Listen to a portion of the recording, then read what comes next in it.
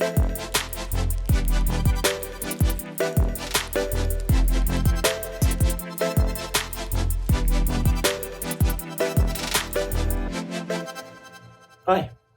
today we'll talk about the impact of ChatGPT on smart apps. My name is Nicolas Fiorini. I am Director of Engineering at Algolia, and I lead the engineering team of Algolia Recommend, our recommendation product.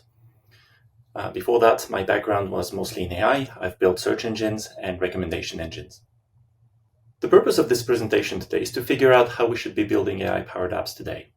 Clearly, ChatGPT changed a lot of things on how we're building things. And so today we'd like to review a little bit where it excels, where it fails, and what other kinds of AI are out there. But before we start, let's have a brief history about generative models. Very interestingly, back in 2018, a bunch of different institutions released models that were very, very similar. So Fast.ai, AI2, University of Washington, and OpenAI released models just within a few days between the end of May and early June 2018. The similarity of those contributions were that they provided language models that were built to perform multiple tasks. So these language models, the first large language models, were actually able to perform classification, name entity recognition, clustering, things like that. So these were very powerful models, and they were all released at about the same time. Since then, other actors started joining the initiative, such as Google that released BERT later that year, and then GPT-2 and GPT-3 were released over the next few years. Of course, this is a very simplistic view of the timeline. The reality is that there are many, many other models that have been developed and released. But the point of this slide is really to showcase the acceleration in this area. I have stopped the timeline here in 2020. But you see that there was a rapid increase in the creation of those models. And this is really an area that has been blooming over the last few years. Until the release of ChatGPT in November 2022. This created a lot of hype. And this is mostly due to the fact that OpenAI actually released ChatGPT by making it publicly available, as opposed to the previous models that they released that were systematically closed. And you needed to request access to try it out. This model is based on GPT-3 that has been fine-tuned to chat or perform conversations. And this model is called GPT 3.5. Because of this hype, every major actor released their own generative AI models. So Meta has been releasing BlenderBot and then Llama. Google released Bard. And Microsoft released Bing Chat. Of course, all of these actors were already doing large language models, generative AI models as well.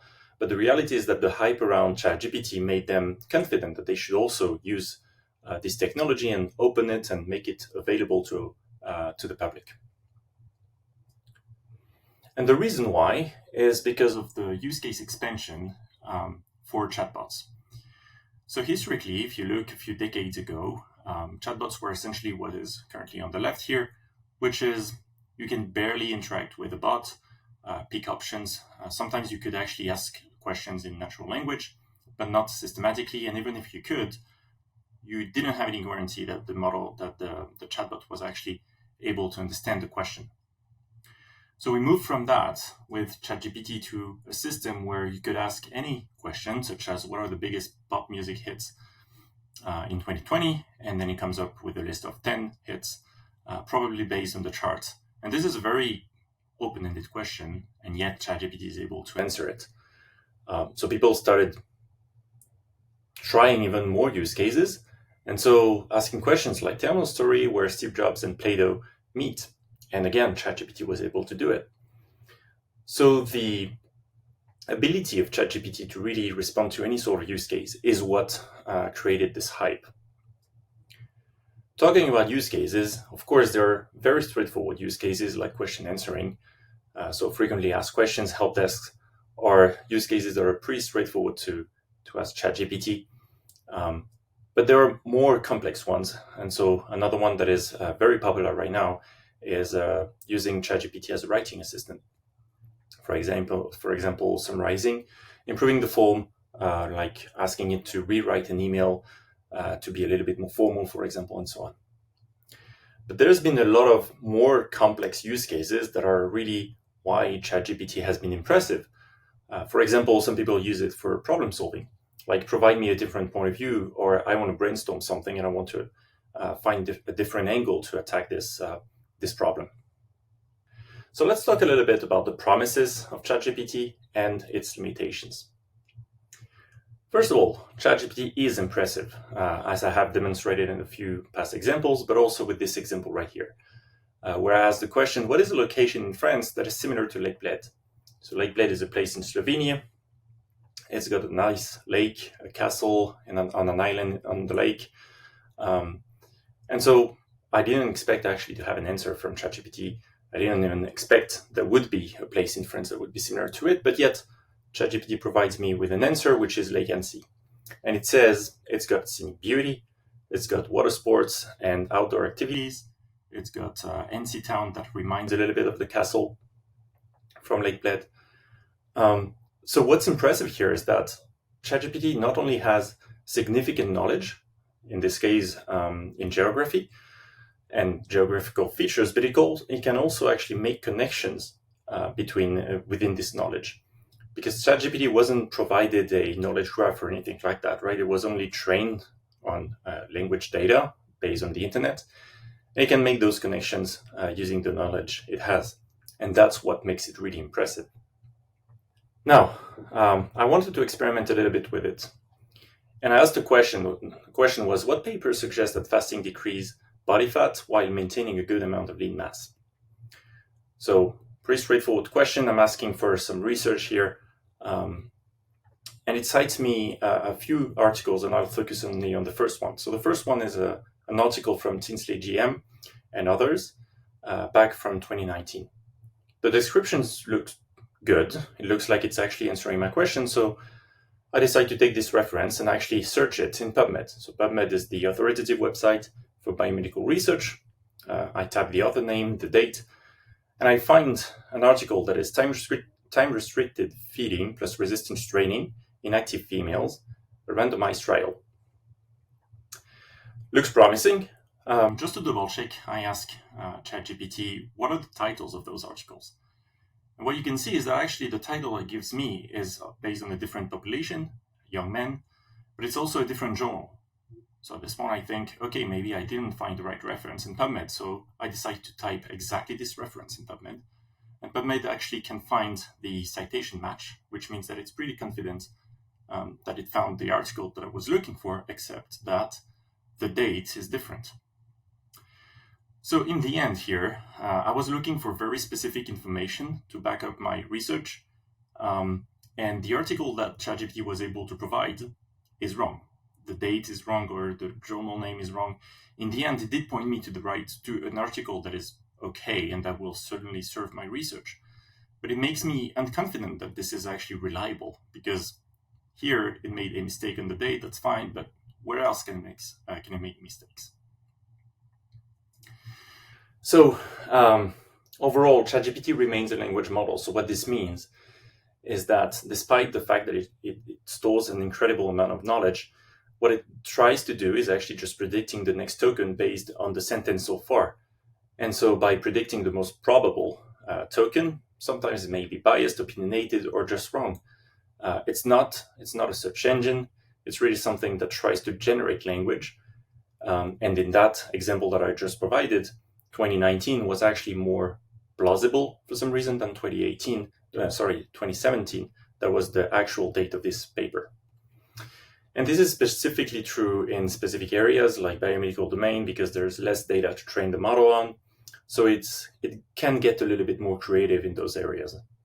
So now, the tree that hides the forest. What about other things other than ChatGPT? So ChatGPT is a generative model, meaning that it can actually generate content. But it's based on language models and large language models specifically. And large language models are already quite powerful. So for example, one use case of large language models is for structured search. Let's say that you have a search here, and then you have the facets like black, white, light pink, brown as colors. you could imagine having a way to refine those facets by typing dark, and the engine would be able to refine by checking black and brown, for example. Or you could use keywords like cheap on the price or expensive, things like that. The semantics here are already understood by language models, and this is already what can be done by some of our products like neural search. Another example is domain-specific search. I did mention the biochemical research example before, but language models can really be fine-tuned on specific areas. And this is extremely important for those use cases. For example, here the search is protein target candidates to cure cancer. Only a language model that would be trained on biomedical data would be able to figure out that IDH1 and LDH are candidates. And this is only due to the fact that you have to actually make sure that the model understands the area correctly. And finally, ChatGPT is not using live data. Language models can use live data, right? So if you want to do something like entity recognition for flight prices, you can imagine having a search engine that would leverage large language models to figure out the sort order or named entities like London and Paris or the date, to really look at the flight prices, extract meaningful information from the query, and perform semantic queries like this one, and perform well on those queries because of the language models on which it's relying. Another area is multimodality. So there has been recent improvements in this area with GPT-4. So GPT-4 can handle images and text, and in the last few years, there has been models that can generate images from text, or some other models that can annotate images with text. But the reality is that these models are quite complex to handle. So let's have a look at a few examples where multimodality can be interesting. One example is for image-based recommendations. So today at Algolia Recommend, we're building two different algorithms. One that will be for visually similar items. So I have a pair of leggings and I'm looking for similar items in the catalog, but visually similar. Or another model that is completing the outfit. So I have here an item that is a top, and I want the model to return a skirt, earrings, necklace, shoes that would actually go along well with this top. These are capabilities that are currently being built at Algolia Recommend, and they leverage image models, so image processing models, and not specifically text models. Another example is, let's imagine that you have found a picture of headphones that you like and you're unable to actually describe it because it's got something that goes over the ear, it's got a band that connects the two headphones. So typing a query here is quite complex. You could imagine a use case where you would just paste this image and through image search, the engine would be able to find similar headphones in the catalog of your website. Finally, language models, they're not trained for understanding the preferences that cannot be personalized. So we will always need some models to actually perform personalization. They can also not predict what is going to be trending. So back to the example with the flight prices, ChatGPT typically doesn't have access to live data, so it cannot actually predict what is going to be trending or what is a new flight price that is perfect for you. So the combination of personalization models and merchandising, so typically manually curating lists, having models that actually train on those lists and optimize for the conversion and click-through, are the best ways to actually build dynamic experiences today.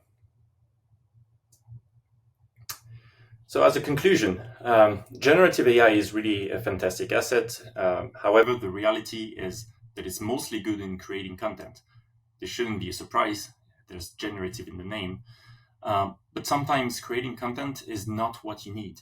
If you take the example, for example, of search or recommendation, in search you actually need to be very strict in terms of what data you're actually fetching, being factual so that the searcher can actually double check that the information is correct.